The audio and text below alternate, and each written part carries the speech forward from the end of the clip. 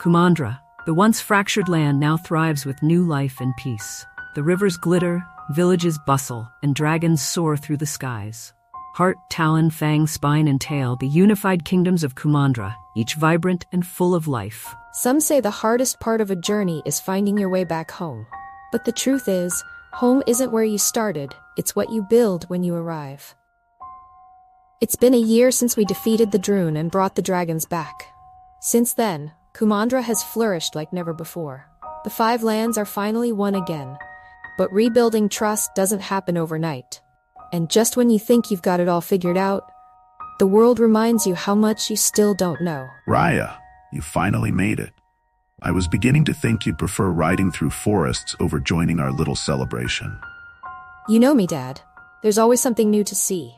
Besides, I wouldn't miss this for the world. You've helped bring all this together, the people, the dragons. Kumandra is stronger than ever. Yeah, but something still feels off. I don't know what it is, but I can feel it, like a storm brewing on the horizon. Peace is fragile, Raya, but it's because of people like you that it will hold. Remember, trust isn't just given, it's constantly earned. Before Raya can respond, a gust of wind rushes through the festival. The skies begin to darken unnaturally. Sisu and her siblings, who'd been dancing in the air above the village, suddenly stop, their playful energy turning tense. Raya, you might want to take a look at this. Raya looks up, squinting as she sees dark clouds forming, swirling unnaturally in the distance. A chilling wind rustles the trees, and whispers begin to rise from the crowd. So much for a peaceful reunion. The ground shakes subtly as strange glowing cracks begin to appear along the earth, snaking their way toward the festival grounds. Raya calls out to Tuk Tuk.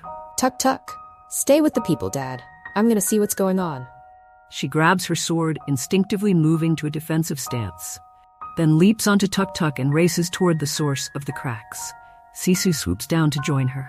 Okay, so I don't want to freak anyone out, but does this seem a little too familiar to you?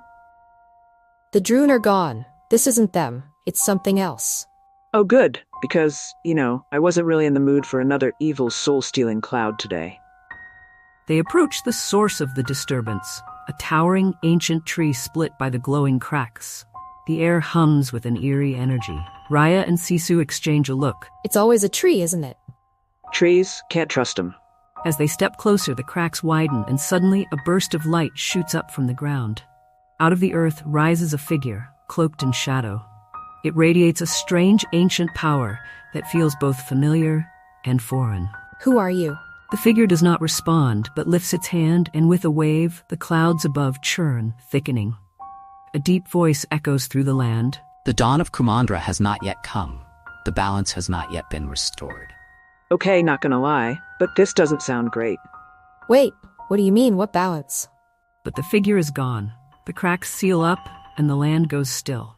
Raya stands in the quiet aftermath, her heart racing. This isn't over. Something's coming, something big.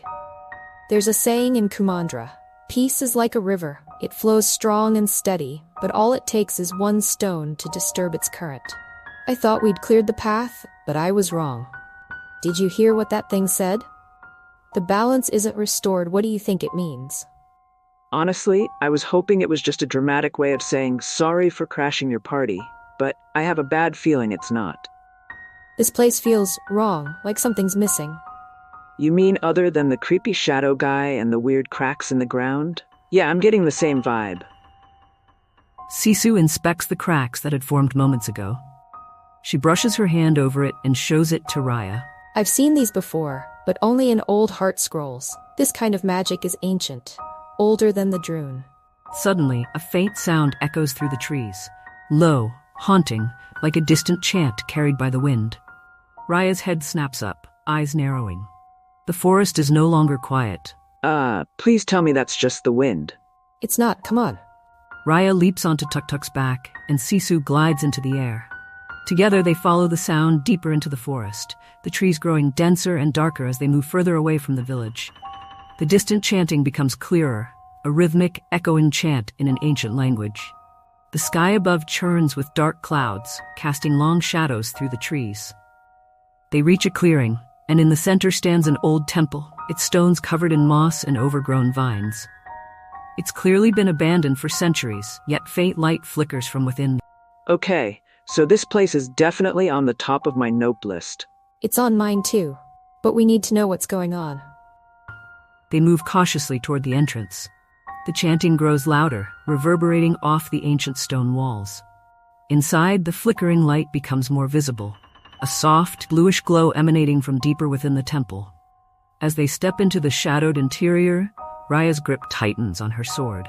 The air is thick with old magic. Stay close. Oh, you don't have to worry about that. They move down a narrow passageway, following the bluish glow, until they reach a central chamber. Inside, they find a large stone altar with ancient carvings etched into its surface. The source of the chanting is revealed, a small group of masked figures standing in a circle, their voices low and rhythmic as they chant in the ancient tongue. What are they doing? Whatever it is, it can't be good. Raya steps closer, trying to get a better view. Suddenly, one of the masked figures raises their hand, and the chanting stops. The air becomes deathly still. The figures, as if sensing Raya and Sisu's presence, slowly turn toward them in unison. Okay, this is the part where we usually run, right? Raya stays still, watching the figures, her mind racing. One figure, taller than the rest, steps forward. They lower their hood, revealing an elderly woman with deep-set, piercing eyes. Her face is lined with age, but her presence is strong. There is something ancient and knowing about her. You have come, as I knew you would. And who are you supposed to be? I am someone who remembers, someone who understands what you do not. Then help me understand. The elderly woman studies Raya for a moment, as if deciding how much to reveal. Then she gestures to the altar behind her, where the carvings glow faintly. The balance you speak of was never truly restored. What you and the dragons defeated was only one part of the cycle. I don't like where this is going. For centuries, Kumandra has existed on the edge of two worlds, the world of the living and the world of the unseen. The Druun was only a shadow of something greater. Raya frowns, stepping closer to the altar. The carvings show dragons, humans, and a dark, twisting force. It's an ancient depiction of Kumandra's history. What are you saying? I'm saying, there is more. Something older, more powerful has begun to stir. You and the dragons must face it, or Kumandra will fall. Of course, it's never just one battle. Yeah, I kinda hate that part too.